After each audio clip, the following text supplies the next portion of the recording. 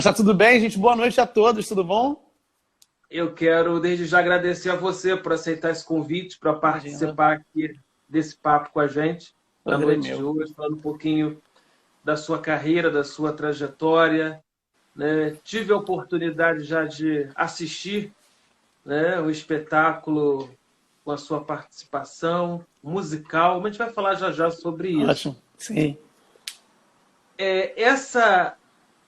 Essa paixão pela arte, pela cultura, já vem desde cedo, né? Desde os 8 anos. Sim. Como Eu é que já começou manifestava tudo bastante isso? interesse, manifestava bastante interesse desde os 4 anos, dos 4, 5 anos. Eu já tinha aquele hábito infantil de colocar a família inteira sentada para me assistir, fazer qualquer coisa que fosse, ou cantar ou dançar, né? E aí, com isso, eu comecei a frequentar alguns cursos amadores de teatro, né? Até que eu vi que aquilo ia ser bastante sério, eu entendi que aquilo ia ser muito sério, né? Com 10 anos de idade, eu já sabia assim, realmente que eu faria isso da minha vida. E aí eu fui seguindo e fazendo curso de especialização, aí fiz a Unirio, né? A Universidade Federal de Artes Cênicas, aqui no Rio de Janeiro. Uma das mais E, conhecidas e badaladas, né, pois do é, Rio. pois é. Foi um ano tenso, né? Para poder passar no vestibular, enfim, é super concorrida a universidade. E a partir daí as coisas foram acontecendo, e aí fui trabalhando, e aí entrei no. Consegui furar, como a gente fala, furar a bolha dos musicais, e daí pra frente foram só trabalhos. A gente parei agora, é engraçado, eu tava até falando, meu primeiro musical eu fiz em 2009. Eu tô desde 2009 emendando um trabalho no outro, graças a Deus, e esse ano tudo parou por causa da pandemia, né? Tá sendo bastante Você, difícil. você é um artista assim multimídia, né? Digamos, de uma versatilidade incrível, porque você atua nos palcos, né, do teatro, você atua coreografando na TV, que a gente vai falar já já sobre isso Sim, também, né? Você hoje, diante dessa situação toda de pandemia, inclusive ministrando, vai ministrar aí em breve, né, uma oficina muito interessante, né, sobre exato. de audição, a gente vai falar Isso. também sobre ela. Mas como você já destacou, né, a importância dos musicais na sua vida, fala pra gente o seguinte, seu primeiro musical foi Ayrton Senna? Não, não, meu primeiro musical Não? se chamou Sessão da Tarde. Era um musical só com trilha da Jovem Guarda. Na verdade, o musical ia se chamar Jovem Guarda, mas aí teve um problema de direitos, o Roberto Carlos não liberou a marca Jovem Guarda, e a gente teve que readaptar o musical em 3 semanas, tirando algumas canções dele e mudando o nome da peça. E aí virou Sessão da Tarde, uma festa de arromba. Era um musical com o texto, o roteiro e a direção do Flávio Marinho, que é um autor, né, roteirista também da TV Globo, cinema brasileiro, enfim, ele é um cara que trabalha muito com musical, dirigiu Calbi Calbi, que é um musical super famoso que o Diogo Vilela fez. Enfim, foi meu primeiro musical, foi o Sessão da Tarde. E aí, em seguida, eu estreiei com o Tadeu Aguiar, um musical chamado Essa é a Nossa Canção, que é um musical da Broadway. Foi meu primeiro musical da Broadway, foi em 2009, que era o They Are Playing Your Song, que em português virou Essa é a Nossa Canção. E aí eu comecei a fazer um monte em seguida. E foram vários, né, musicais. Foram Aliás, vários. eu queria até. Eu ia falar isso mais lá para frente, mas acho que é interessante falar isso agora, porque isso deu muito certo no Brasil, né? A Deu. gente sabe que isso acontece lá fora, como você falou, na Broadway, e na verdade o Brasil começa a fazer espetáculos e com uma qualidade incrível, né? Com É muito profissionais engraçado, atuando. porque a gente já tinha, eu não tenho certeza, realmente é uma falha minha, mas eu acho que na década de 60, a Bibi Ferreira, ela estreou aqui no Rio de Janeiro uma réplica, que a gente chama, né, hoje de franchising, né, mas uma réplica do musical My Fair Lady, que era uma réplica da Broadway. E logo em seguida teve Como Vencer na Vida Sem Fazer Força, que é um outro musical americano, Don Quixote, enfim, tiveram vários musicais americanos no Brasil na década de 60 e 70. Mas eu acho que o boom dos musicais realmente aconteceram agora, no final da década de 90, início de 2000, obviamente com a dupla, né, com o Charles e o Cláudio, que vieram trazendo muitos musicais americanos e autorais, né, mas a maioria deles americanos, para o Brasil. É o E a Charles gente. Miller, né? É o Charles Miller e Charles Cláudio Botelho, Cláudio exato. Botelho. É. E aí eles começaram a trazer muita coisa de musical. E com isso o mercado começou a se direcionar mais para isso. Antes, a gente já fazia muito teatro de revista. que eu acredito que seja uma vertente do teatro musical com a cara do Brasil, né? A gente já trazia isso, mas as chanchadas, enfim, a música no teatro, ela já está inserida há muito tempo. Mas essa coisa do teatro musical realmente nesse formato americano, ele começa a estourar no Brasil em 2000 e pouco. Então a gente começa a ver um monte de coisa acontecendo. Cláudia Raia fazendo os musicais autorais dela, né? Nas Raias da Loucura, Não Fuja da Raia, no final dos anos 90, que era o que a Liza Minnelli já fazia nos Estados Unidos, os shows dela, né? Eu até brinco que a Cláudia é a nossa Liza, né? Que ela se produziu e ela montou as coisas dela, acreditou e foi cantar e dançar e fazer teatro, né? Mas aí aconteceu isso, assim, as coisas foram aumentando e hoje em dia a gente tem já, nós somos o terceiro polo de maior produção de teatro musical no mundo. A gente só perde para Estados Unidos e Londres, para Nova York e Londres, né? Eu fiquei muito surpreso, até mesmo com o interesse, né, do público. A gente sabe que não é fácil você formar plateia. Sim. Né? Pelo menos assim, o Rio de Janeiro, as pessoas já têm mais, estão mais acostumadas, né? E valorizam até mais a arte, né, do que no interior. E é engraçado pensar que o teatro musical não é uma vertente popular, né? Os espetáculos são extremamente caros e ainda assim você consegue ter uma regularidade de público muito grande. Se fosse talvez uma tendência, uma estética mais barata, a gente estava entupindo os teatros, assim, acho que de segunda a segunda, como era antigamente. Porque nessa época que eu citei, os espetáculos aconteciam de segunda a segunda, com 2 sessões sábado, 2 sessões domingo, e era isso. Fazia esse teatro musical todos os dias. Hoje em dia a gente faz de sexta a domingo. Antes era de quinta a domingo, agora já é sexta a domingo, porque o público está diminuindo por conta realmente da crise que a gente vem passando no país. Mas ainda assim o teatro musical traz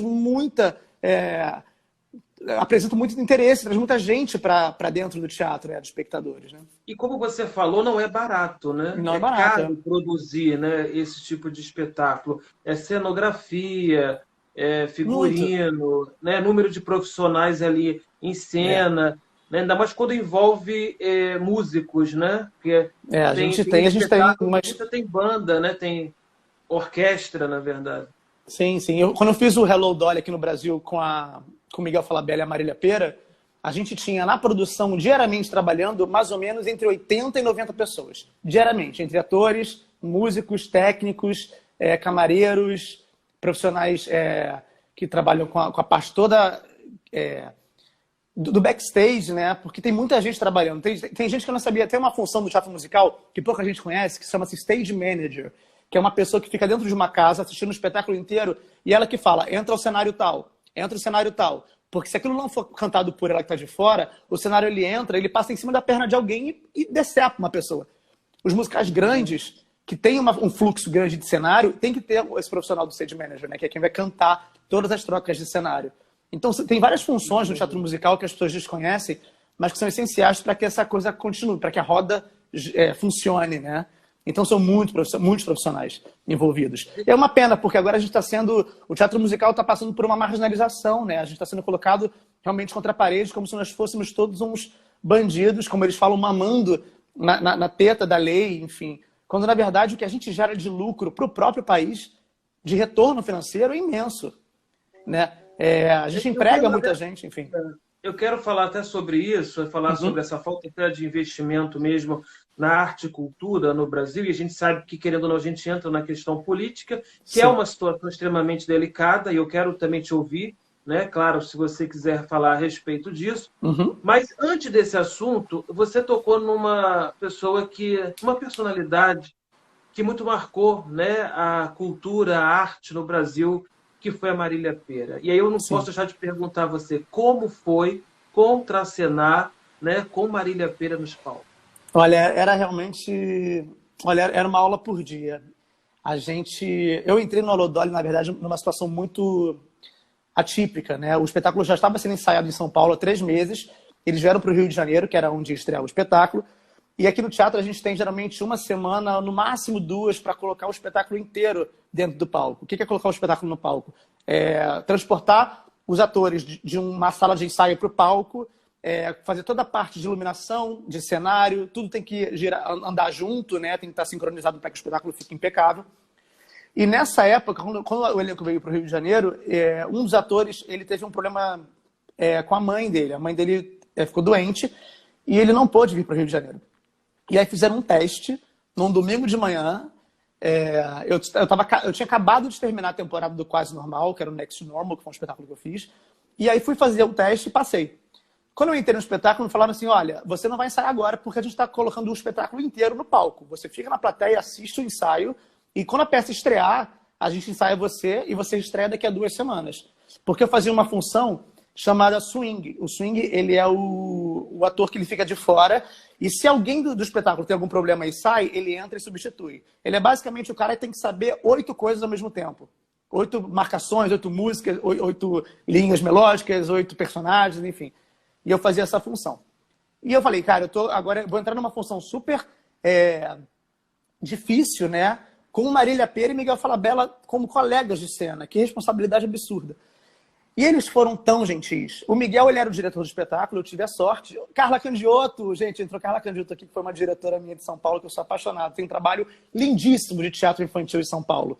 É uma grande diretora, uma grande artista. Beijo, Carla. E eu assisti os ensaios, né, que a gente chama de ensaio geral, do lado do Miguel, vendo ele orquestrar aquilo tudo. Foi minha primeira grande aula, viu? Miguel Falabella, que é o meu grande ídolo, assim, em teatro, trabalhando. E quando eu entrei pro palco, eu tinha que contracenar com a Marília. E a Marília, ela era de uma gentileza. Eu já ouvi muitas histórias a respeito da Marília, e nenhuma delas condiz com o que eu vi de perto. Eu me lembro no dia que eu estreiei o espetáculo, eu tinha uma única cena com ela, na verdade, que eu me relacionava com ela, que ela descia uma escada, eu segurava a mão dela e ela descia um degrau. Esse era o contato que a gente tinha. Pois ela marcou ensaio às 3 da tarde no teatro comigo, para que ela pudesse ensaiar essa descida de escada, para que ela estivesse segura e eu também, na hora de colocá-la no palco. Eu nunca vi isso acontecer na vida. Assim. Eu falei, gente, essa mulher realmente é uma exigência que ela tem com o trabalho ser impecável, né? Com o resultado ser impecável para a plateia. E é super generoso ela entender que eu não tive tempo de ensaiar e preciso fazer isso com ela. Então, foram aulas assim diárias. Eu assistia todos os dias o espetáculo da Coxia para ver as cenas da Marília e do Miguel. Foi uma escola. Assim. Coisa boa, coisa boa. E como é que foi participar do musical da vida de Ayrton Senna? Foi um desafio, né? Porque o Ayrton é um nome muito, muito forte, né? Era um público completamente atípico, né? As pessoas que iam assistir o Ayrton Senna musical não necessariamente eram pessoas apaixonadas por musical, mas eram apaixonadas pelo Ayrton. E a gente apresentou um espetáculo muito... acho que muito diferente, né? Era uma dramaturgia que não era linear, quer dizer, não era uma história contada, né? Uma cronologia da vida dele, ao mesmo tempo que a gente apresentava uma encenação muito moderna, muito inspirada no Cirque du Soleil, né? Então, assim, eu tinha um desafio gigantesco, né? Que era interpretar o personagem que ninguém sabia o que era, que eu fazia o anjo, né? Que passava o espetáculo inteiro do lado dele, no final a plateia entendia que ele era quem carregava o Senna para a morte, fazendo daquele momento um momento não tão pesado e, enfim, triste para o Ayrton, né? Ao mesmo tempo que eu tinha que dar conta de uma encenação muito arriscada, né? Eu era elevado 6 metros de altura várias vezes durante a peça, caí, inclusive 2 vezes, de 4,5 metros no chão. Mas eu tive uma preparação incrível durante os ensaios, então eu consegui não quebrar nenhuma parte do corpo, apesar de machucar várias. E eu tinha também o bônus de fazer o Ayrton Senna em algumas sessões, né? Porque eu era substituto do Hugo Bonemer. E durante a temporada carioca, o Hugo se machucou, ele rompeu os ligamentos do pé. E aí eu entrei assumindo o Ayrton Senna no último mês de temporada do Rio de Janeiro e nas 2 primeiras semanas, mais ou menos, de São Paulo. Então foi bem desafiante, assim, mas desafiador, né? Mas foi bom, eu adoro desafios. Foi né? um espetáculo também marcante, né? E interessante para a sua trajetória, né? Bom. E aí vem também, a gente não pode deixar de falar desse espetáculo da década, né, de 60, o musical Sim. com a Wanderleia, que você também atuou, né?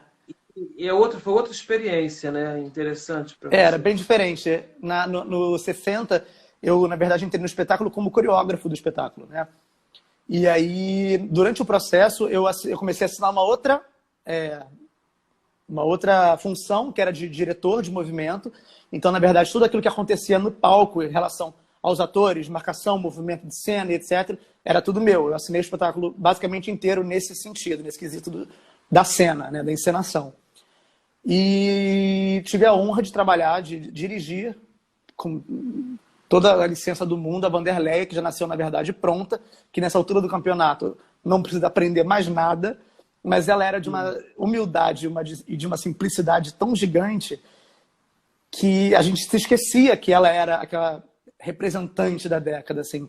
A gente ficou em cartaz 2 anos com a Wanderleia e durante 2 anos, eu falo em meu nome, em nome da produção, em nome do elenco, a gente só tem razões assim para exaltar o nome dela, porque ela é extremamente gentil, extremamente competente, comprometida, carinhosa, atenciosa, sabe? Ela é muito maravilhosa. A Wanderleia realmente é um anjo, assim.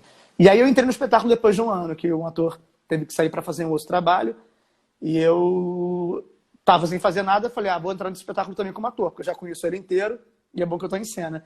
E aí entrei e fiquei um ano e pouco fazendo. E esse espetáculo ficou em cartaz no Teatro Net Rio. A gente fez Teatro Net Rio, Teatro Net São Paulo, e depois a gente fez uma turnê no Brasil, que durou mais ou menos uns 5 meses. Eu conheci, na verdade, também o seu trabalho, né? E eu até tinha feito uma pesquisa aqui um pouco sobre a sua trajetória. Uhum. Foi no teatro, foi a primeira vez que eu estive no Teatro Net Rio. Mas foi para ver o espetáculo Ou Tudo ou Nada. Sim. Então você me viu pelado, com certeza. Porque, na verdade, foi a primeira vez que você fez um espetáculo assim, que, na verdade, exige mais de você, até mesmo em relação a essa coisa da... Apesar que para o artista não tem essa coisa da inibição, né? Você não teria, acho que, problema nenhum. Mas já teria feito outro tipo de nudez em espetáculo? Eu já tinha feito semi-nudez no Essa é a Nossa Canção, no primeiro musical que eu fiz, mas era uma cena muito rápida. Eu tava com aquela roupa de hospital, né, que você fica pelado do lado de atrás, e aí em algum momento da cena a minha bunda aparecia, mas era muito rápido e a luz era mais baixa. Acho que no Tudo ou Nada foi a primeira vez que eu fiquei definitivamente pelado, assim, em cena. E foi ótimo, não foi nem um pouco traumático, assim, de verdade, eu até gostei. No começo eu fiquei muito ansioso, porque a gente não sabia como seria, mas depois... Mas foi um espetáculo também que ficou durante um bom tempo, né, em cartaz. Ficamos 1 ano em cartaz, 1 ano em cartaz. 1 ano em cartaz, né? É. Bom, eu vou falar um pouco, vou voltar na questão que você iniciou lá da política, que eu acho que é importante, né? Quando você fala, a gente vive uma situação muito delicada, né, da falta de investimento, e como você disse também, os musicais, né, deram tão certo que hoje, infelizmente, a gente não vê um investimento e nem o interesse, né, por parte do governo federal em, na verdade, investir ainda mais ou até mesmo incentivar os artistas por tudo aquilo que você já tinha até comentado, né, anteriormente. Acho que e muitos profissionais da área hoje, né, de arte, têm realmente se posicionado, né? Alguns até preferem não falar, não comentar. Na semana passada, eu conversava exatamente com a Nina de Pádua, atriz, né? E uma pessoa também que tem uma história, né, na arte, na cultura. E ela também fazia algumas críticas, né, em relação a isso. Até mesmo aí, com as mudanças que aconteceram agora, né? Quem assumiu, quem saiu, até acho que, uma opinião minha, né? Acho que foi demais para a Regina Duarte aceitar esse desafio, não sei. Eu acho que se deixou ser enganada, né, através desse convite que foi formulado. Mas como é que você vê isso hoje, assim? Você, em relação mesmo à postura, né, do governo, né, a falta realmente de atenção para isso? Essa semana parece que estavam especulando, eu vi até Letícia Sabatella dar uma entrevista sobre uma questão de um recurso, né, para artistas, de uma ajuda, mas ela reclamava também sobre isso. Isso também eu acho que não vai agregar muito. Pode até ajudar nesse momento de pandemia, né? Mas não sei se vai agregar valores. Então eu queria te ouvir em relação a essa questão política. É bastante é bastante difícil falar sobre isso, assim, eu te digo, porque quanto mais eu me informo, mais menos eu acho que eu sei a respeito disso tudo, né? O que eu sei é que a gente realmente está enfrentando um governo que quer Eu acho que descredibilizar o artista, eu acho que a gente tem um presidente enfim, e sua família. Eu acho que essas pessoas na vida nunca entraram no teatro, elas não conhecem os artistas do Brasil, elas não valorizam os artistas, certamente. Você vê que a gente teve perdas assim, irreparáveis, artistas que faleceram esse ano, no ano passado, e em nenhum momento foi colocado isso pelos nossos representantes, né? Pelo nosso representante.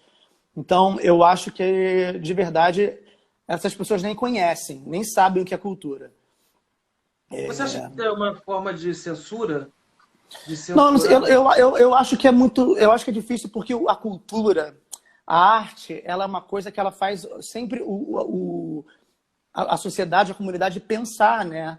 É através da arte que você entende toda a sua trajetória. A arte, um país sem cultura, dizem, e acho uma das frases mais interessantes que a gente tem aqui, um país sem cultura realmente é um país sem memória.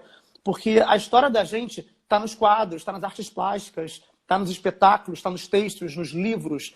E se você começa a esconder isso, a impedir que isso seja propagado, você está impedindo que as pessoas se informem. E quanto menos as pessoas se informam, mais absurdos por baixo dos panos eles podem fazer, né? E isso eu não digo só do governo Bolsonaro, na verdade. Eu acho que a gente vem já... evita-se muito o contato com a cultura, com a arte, por conta disso. Um exemplo simples. Eu fui alguns anos atrás, eu fui para Berlim e eu passei a virada de ano em Berlim. E como eu estudei teatro na faculdade, eu lembro de ler muito sobre um autor chamado Bob Wilson, um diretor chamado Bob Wilson.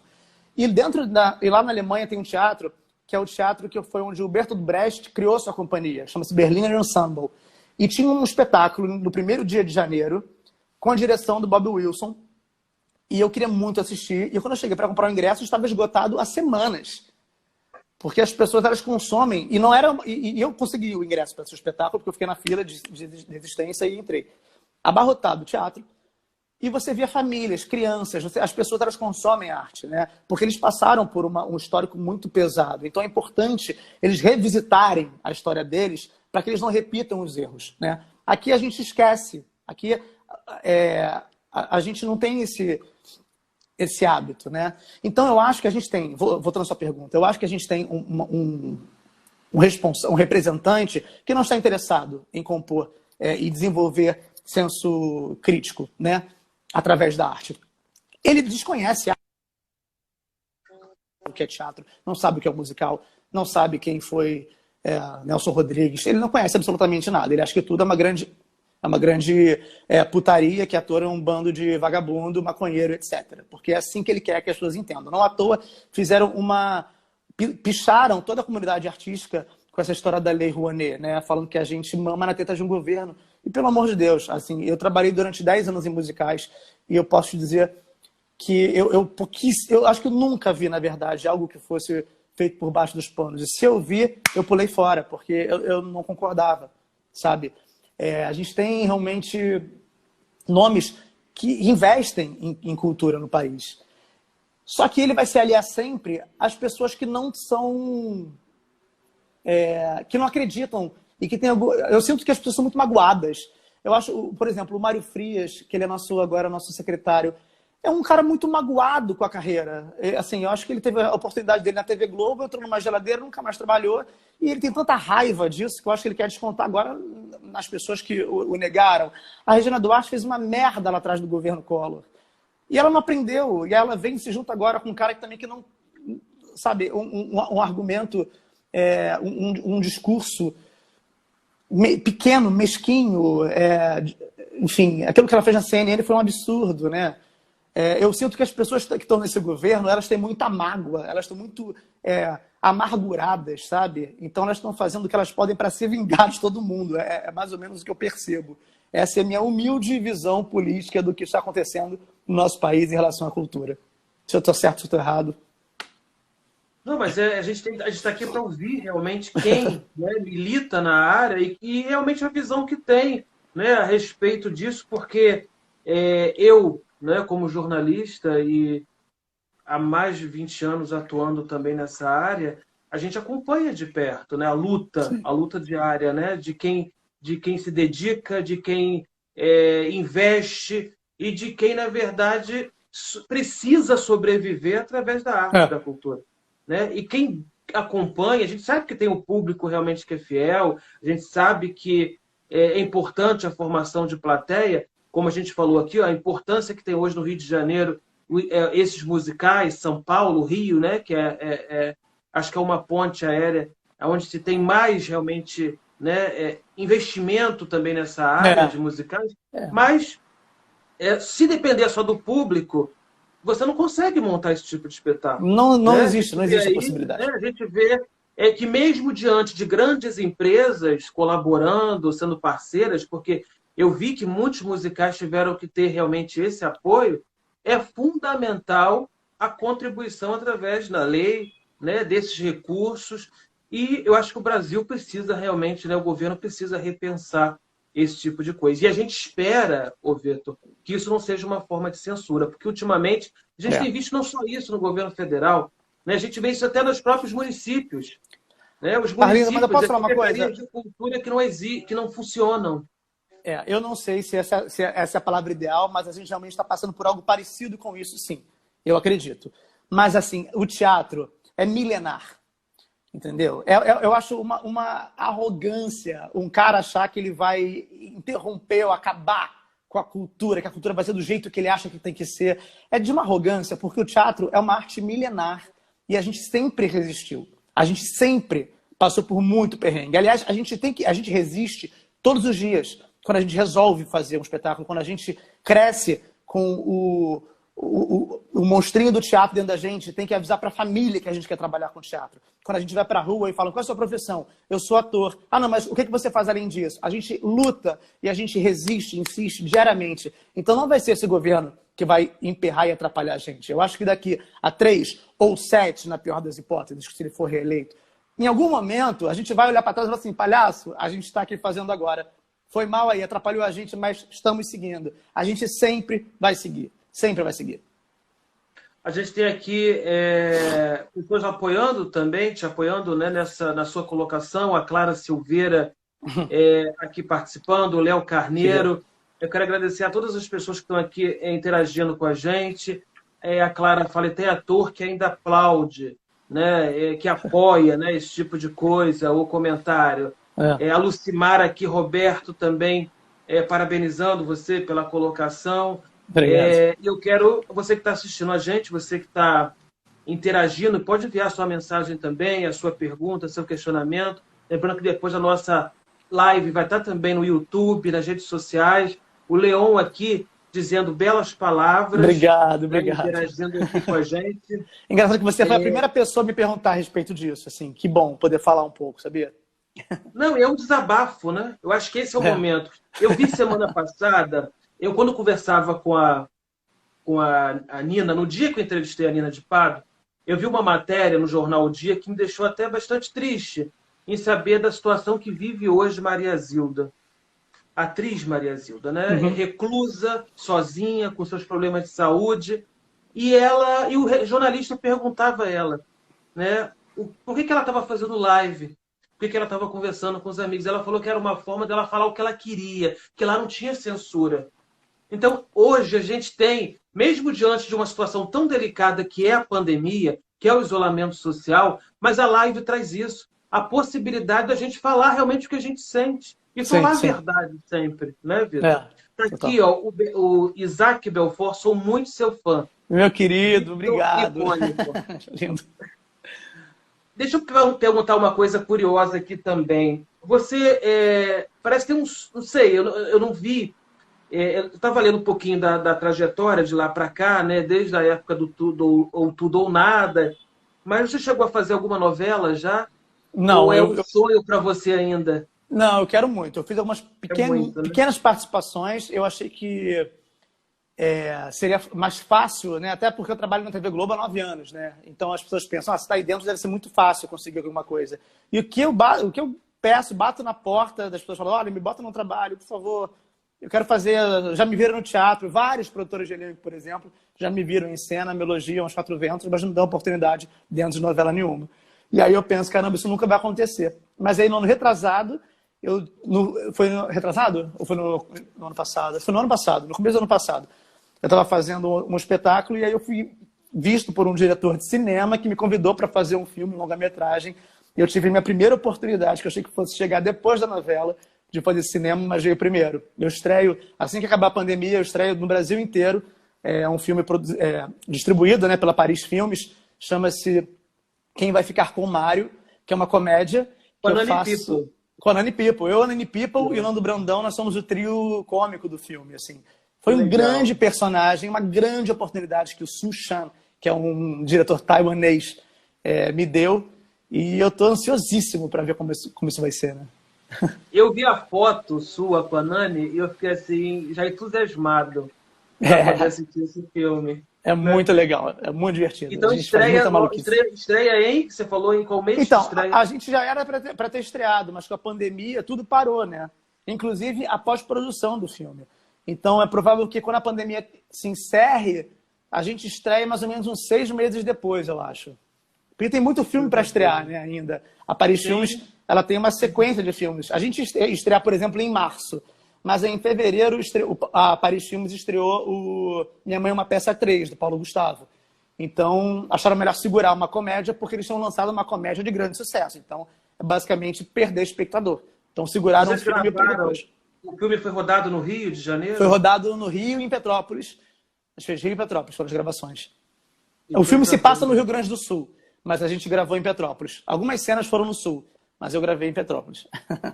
Então, já estamos ansiosos, né, para poder, na verdade, assistir Quem Vai Ficar com o Mário. Exato. Né?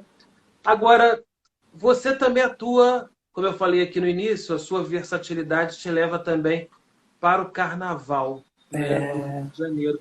Você já teve à frente aí de direção, coordenação, né, da comissão de frente, inclusive da Estação Primeira de Mangueira. Sim. Foi incrível. Na verdade, eu já me aposentei do carnaval. No ano passado, eu fechei a tampa. Eu fiz 11 anos de carnaval. Ao longo desses 11 anos, eu trabalhei como bailarino em comissões. Fiz Vila Isabel com a Ana Botafogo, fiz a Unidos da Tijuca com a Priscila Mota e com o Rodrigo Negri, que agora estão na Mangueira. Foi todo aqueles anos da cabeça que caía, do vestido que trocava, aquela época áurea da comissão de frente. Eu estava naquele elenco, foi um sonho.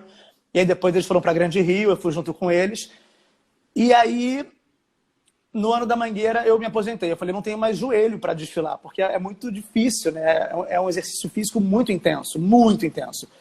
E 10 anos disso, realmente, a gente fica bastante desgastado e tem vários outros trabalhos que acontecem, né? Porque a gente ensaia de madrugada. Então, durante o dia, você trabalha, faz espetáculo, aí você vai de madrugada, ensaia carnaval, para no dia seguinte de manhã estar indo dar uma aula ou gravar alguma coisa, enfim, era muito puxado e eu achei melhor parar. Mas eles me convidaram para fazer a direção teatral da comissão de frente da Mangueira no ano anterior a esse, no ano que eles venceram o campeonato, que era a comissão de frente, não sei se vocês lembram, que eram os índios e os escravos que vinham à frente de um museu e tinham as fotos, né, da Princesa Isabel, do Dom Pedro e tal, e eram anões, eles lutavam, não sei se vocês lembram disso. E eu fiz toda a parte de direção teatral dos quadros e eu fui basicamente co-coreógrafo da comissão ali naquele quesito, né? E foi lindo, porque a Mangueira é uma escola que eu adoro, é a escola de coração do meu pai, que foi quem me apresentou o carnaval. Então, fechar a tampa com a Mangueira, homenageando o brasileiro, né? Homenageando o meu pai, enfim, ganhando o campeonato, eu falei, é uma excelente chance de parar de uma vez com o carnaval. Então, depois de lá, parei mesmo. Parei porque não dá mais. E como você vê essa situação toda, né, com essa situação da pandemia, do isolamento social, você acha que nós vamos conseguir colocar carnaval na rua ano que vem? Eu não sei se... Então, eu li uma matéria que falava que que a prefeitura vai tentar jogar o carnaval do Rio de Janeiro mais para frente, algo como abril e maio, né? Vai ficar tudo descoordenado, mas enfim, vão jogar para frente o carnaval, porque a gente precisa, inclusive financeiramente, do carnaval, né? O Rio de Janeiro, o estado do Rio de Janeiro ganha muito dinheiro com o carnaval, né? E a gente também alimenta muitas famílias com o carnaval, né? Porque é muita gente trabalhando nos barracões. É engraçado que tudo aquilo que parece entretenimento parece descartável, né? É engraçado como o carnaval, o teatro, a dança, tudo parece que é um lazer, porque o brasileiro, ele encara isso como lazer. Ah, vou ver uma peça. Ah, não quero ver não. Ah, vou ver um filminho. Ah, não sei o quê. Só que por trás disso, existem muitas pessoas trabalhando E esquecem que durante compulsivamente o para ano aquilo inteiro acontecer. as pessoas precisam trabalhar, né? Durante o ano Exato, inteiro. exato, Seja para exato. fazer o figurino para um espetáculo, seja para fazer teatro, né? Isso é importante você ter colocado É, isso. é verdade. Você só imagina assim, você vai ver um espetáculo, por exemplo, grandioso como Hello Dolly, como 60, qualquer outro. Quando você olha para o palco, você vê, sei lá, 15 pessoas em cena. Aí você vê elas vestindo o figurino. O figurino foi costurado por uma equipe. Foi idealizado por 2 pessoas ou 3, mas foi costurado por uma equipe. Alguém foi comprar aquele tecido.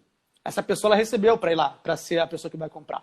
O Sim. cenário, ele é imenso. Aquele cenário, ele foi comprado em alguma empresa de madeira e ele foi feito por algum artesão, ele foi construído por algum cenotécnico, bem como a luz, a iluminação, ela foi colocada naquele ponto exato para acender aquela luz por algum profissional e por sua equipe.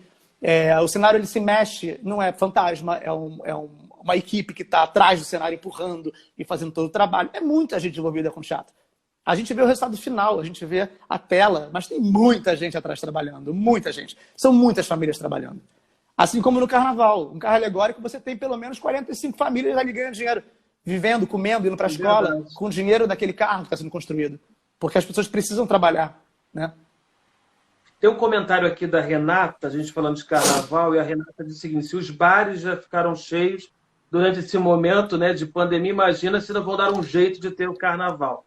Mas é uma Mas situação delicada, tá, eu acho Renato? delicado, eu acho Porque, na delicado. verdade, né, tem que ter uma fiscalização, sim, e as pessoas precisam respeitar também esse momento, né? E Exato. já que a OMS tem se colocado o tempo inteiro, né, pedindo que as pessoas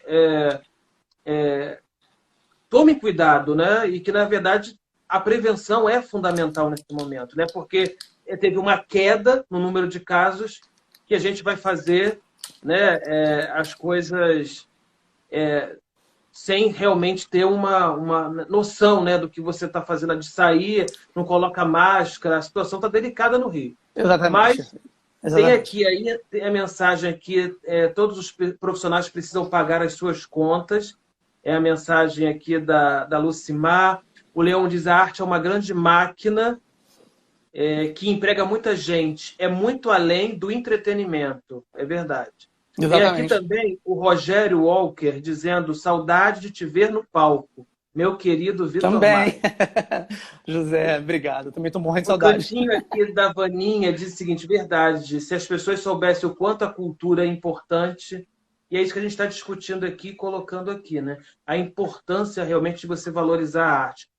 Vamos falar um pouquinho agora, a gente vai falar daqui a pouco sobre como você tem enfrentado essa situação de isolamento, pandemia, e aí tem projetos novos, tem aí a Escola, né, de Artes aí do Rio, né? Tem Isso. o curso que você vai ministrar, e eu quero falar sobre isso também, Uhum. já que é um projeto bastante inovador, né, para o Rio de Janeiro, de Sim. capacitação, de reciclagem desses profissionais.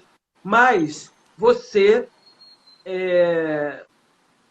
muita gente também te conhece, né, e acompanha seu trabalho na Rede Globo, como você já falou, lá no Caldeirão do Hulk.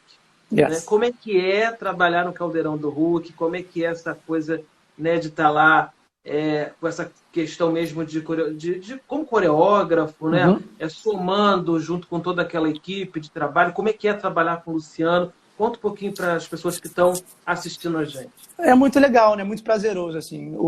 As pessoas perguntam, o Luciano é exatamente aquilo que ele aparenta na televisão? Ou ele é um cara mais sério, mais antipático? Eu falei, gente, o Luciano é aquilo para mais, assim. É um cara super humilde, acessível, sabe? Ele é um empresário, né? O Luciano é um empresário.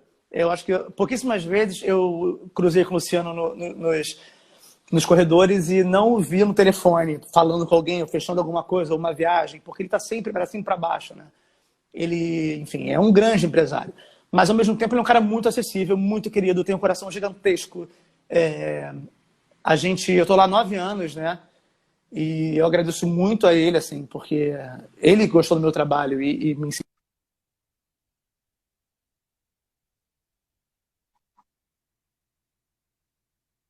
específica para alguma coisa e fiquei para sempre.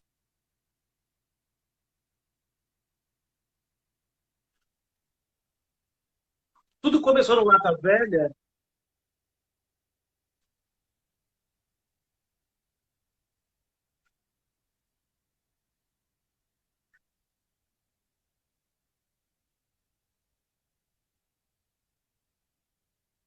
Mas ele é muito gente boa, a produção é todo mundo incrível, todo mundo muito é, humano e as pessoas gostam de ajudar as pessoas. É muito legal o clima do programa, é muito legal. Eu já rodei vários programas na emissora, né? Eu já fiz Domingão do Faustão, Big Brother Brasil, Se Joga, mas o Caldeirão tem uma coisa que é muito familiar, sabe? É muito interessante, assim, como as pessoas se relacionam ali dentro. Assim, eu não posso reclamar, não tenho que reclamar. E fora, em relação ao meu trabalho lá, o quanto é interessante e emocionante, né?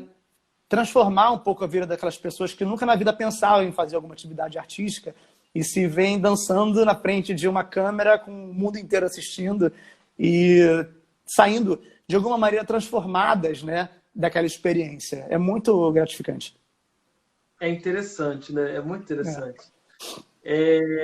Aqui tem a Lucimar dizendo que viu no history dele ontem que o programa está para retornar. Eu ia Sim, falar a gente já exatamente fez sobre algumas isso agora. gravações. Ele já fez, na verdade, ele está fazendo algumas gravações no estúdio, mas a gente ainda não está com espectador, não está com plateia. E todos os quadros que necessitam de contato humano, por exemplo, o meu, que eu tenho que coreografar alguém, isso ainda está em suspenso, porque ainda é arriscado. Uma pessoa sair do Brasil, sair do estado dela, pegar um avião, vir para cá, ficar exposto num hotel, ir para a Globo, e saia, volta. Isso ainda é muito delicado, né? Eu acho que é um pouco, como é que eu posso dizer? Não é seguro, né? Então a gente prefere não fazer dessa maneira. A gente está gravando o programa de outras formas, fazendo outras atividades, mas por enquanto o meu quadro eu posso dizer que não tem Acho que até para previsão ainda. preservar, né? Não só Claro. preservar os convidados, mas a gente viu semana passada um episódio até muito estranho, porque a gente acompanha muito a mídia, a imprensa. Eu vi a Isabelle Benito, que trabalha no SBT, né, no Rio, jornalista, que ela foi para São Paulo Uhum. gravar um programa de televisão no SBT, né? Inclusive com a Eliana. Chegou lá e a Eliana estava com, né, na verdade, assintomática, Covid. mas ela descobriu que estava É. com o coronavírus. E aí pararam todas as gravações, gerou uma situação muito delicada dentro do SBT, e aliás eles suspenderam todas as gravações, né? Então acho que tem que ter Não é realmente um seguro. saco-tela. Não é seguro. Não é Mas eu vou, seguro eu vou falar ainda. uma coisa. A Rede Globo é uma grande empresa. Assim, eu falando como empresa. Eles têm muito cuidado com as pessoas que estão ali dentro, com os funcionários e todos os seus convidados. Não não é perfil da empresa arriscar ninguém. Mesmo, sabe? Assim, não existe essa possibilidade. Então, a gente vai fazer o que for para manter as pessoas que estão envolvidas com a emissora seguras. Vitor, fala para mim sobre esse projeto novo, né? A gente, mesmo diante dessa situação, né, que a gente está passando hoje, a gente sabe como os artistas vêm sofrendo. A gente sabe que durante todas essas lives que eu tenho feito, eu sempre toco nesse assunto porque a área, né, artística, musical, ela vai ser a última a retornar, né? Quem Sim. faz teatro, quem, quem é músico, quem tem que ir para os palcos, né? Mesmo aí muitos artistas tentando driblar isso, né? É claro que a live hoje vem para amenizar um pouco, né, desse sofrimento, dessa dor, e muitos artistas aí se colocando à disposição para ajudar o próximo, outros até mesmo para ajudar a sua própria equipe, né, de trabalho, fazendo vaquinha. Então a gente sabe que é um momento delicado e o que acontece? O artista precisa se reinventar, Exatamente. né? E aí eu vejo hoje, no Rio de Janeiro, um grande projeto que é do Encena Casa de Artes e Produções. Né? É. Fala um pouquinho da história, eu sei que você está acompanhando de perto. Né? Fala um pouco da história do Uhum. Encena Casa de Arte, o que você vai fazer lá também. Conta para quem está assistindo a É. gente. A Encena é uma nova instituição, né, que está abrindo aqui no Rio de Janeiro a sua sede, que já era para ter aberta a sede física, né, mas enfim, com a pandemia foi adiado. Mas eles estão oferecendo alguns cursos online, né, que, como você falou, é uma nova maneira, né, de propagar informação, arte, né, enfim, cultura. E a gente está fazendo um curso, eu estou ministrando um curso que são oito encontros, né? 8 aulas sobre audições, né? Como é que um ator ele deve se preparar para uma audição de um espetáculo. Para quem não sabe o que é audição é um momento, é como se fosse a entrevista de emprego do ator. Ele chega, ele tem que cantar, fazer um texto, dançar, e na semana seguinte ele volta e faz tudo de novo, só que para um personagem mais específico, e na semana seguinte ele volta para competir com 2 ou 3 pessoas daquele personagem, enfim, é um processo longo. E essa geração que está vindo agora é uma geração muito inteligente, muito interessada, né? Eles são muito preparados, fazem aula de canto, de dança, de tudo, mas realmente não tem uma escola, algum lugar que ensine diretamente o processo de audição. Desde o momento em que você manda o seu currículo até o momento que você chega no lugar para audição, que existem algumas normas, né? De onde você deve parar, para onde você deve se dirigir, enfim, tem algumas convenções, né?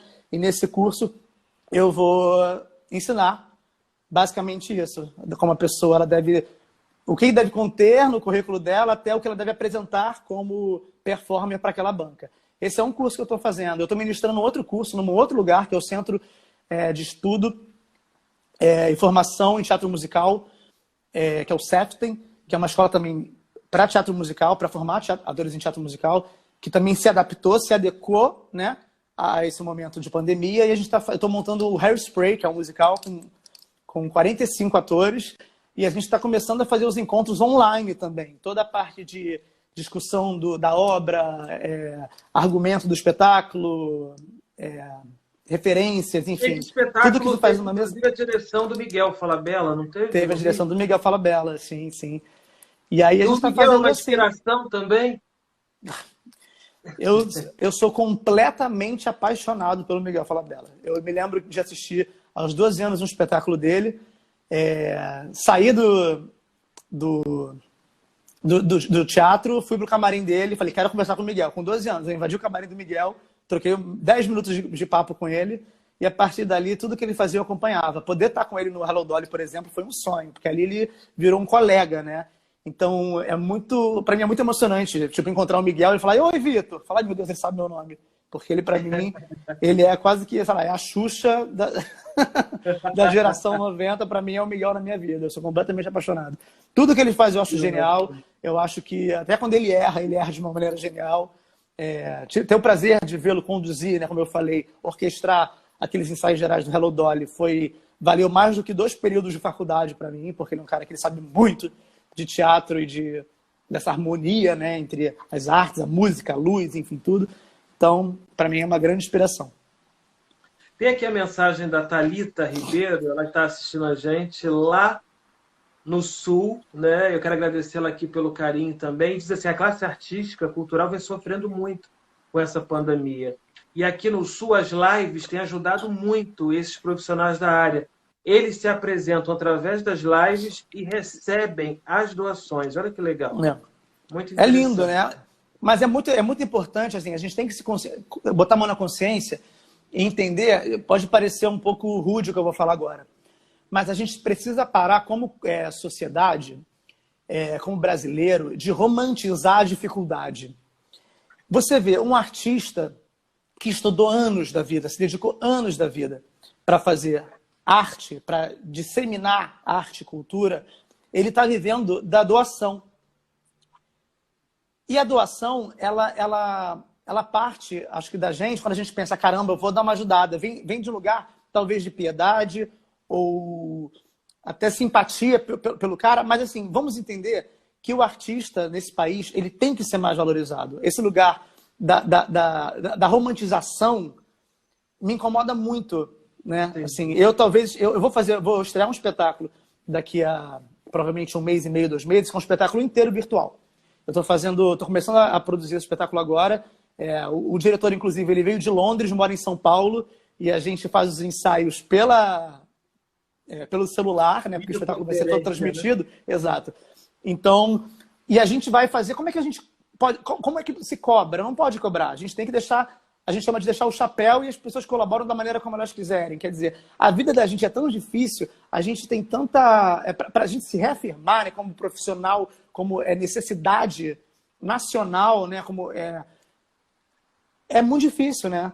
Então, eu acho lindo quando as pessoas fazem suas doações e ajudam os artistas. Do Jorge Versilo, a companhia mal conhecida do Tocantins fazendo seu teatro alternativo. Eu acho lindo, porque é muito importante para a gente essa valorização de vocês, que é o que mantém, na verdade, o teatro em pé. Não só o teatro, mas a cultura em pé no Brasil são as pessoas que consomem, amam e acreditam nisso. Mas vejam, a gente não pode romantizar esse tipo de ação. A gente tem todo mundo dar a mão e lutar para que seja um país que invista, aceite e respeite o profissional de arte. Com certeza. Então, para o futuro, a gente tem, na verdade, aí em breve, o lançamento do filme, né, que vai ser muito importante. Sim. Né, e é bom que você que está assistindo a gente não perca, porque quem vai ficar com o Mário, onde, na verdade, o Vitor contracena também com Nani People. Aliás, Nani People, Letícia Lima. Aqui. Já convidei a Nani People para bater um papo com a gente, mas vai estar com a agenda também, né, um pouco apertada, mas a gente vai conseguir esse papo com a Nani. Vou pedir o Vitor, inclusive, para intermediar esse papo, né? Nani é dificílima, tá? E não é má vontade, é porque ela faz muita coisa. É verdade. A Nani não dorme. Ela não dorme. Eu imagino.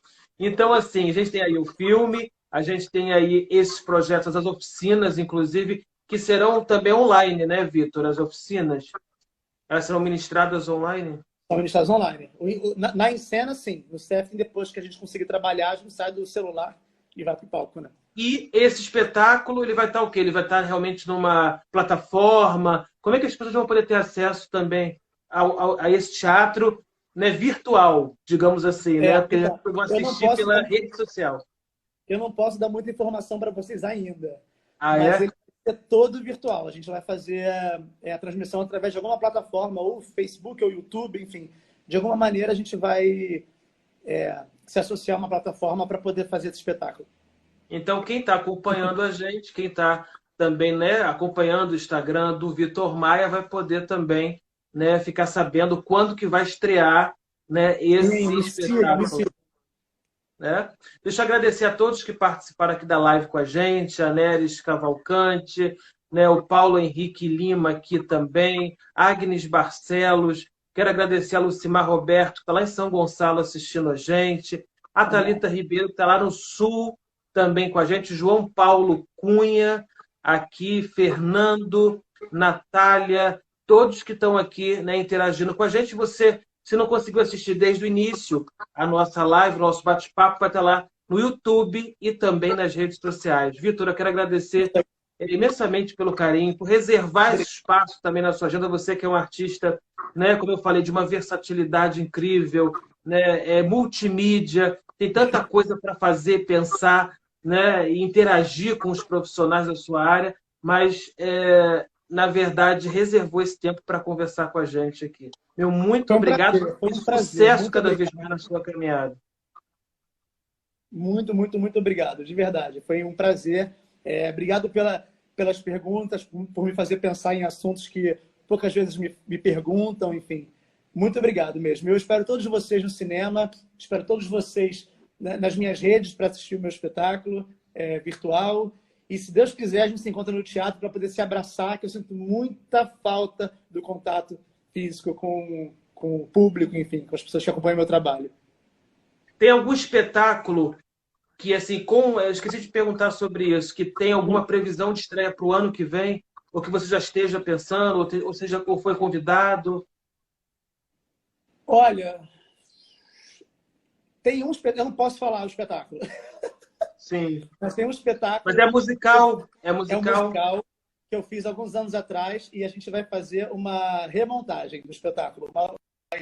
Que ótimo, que ótimo.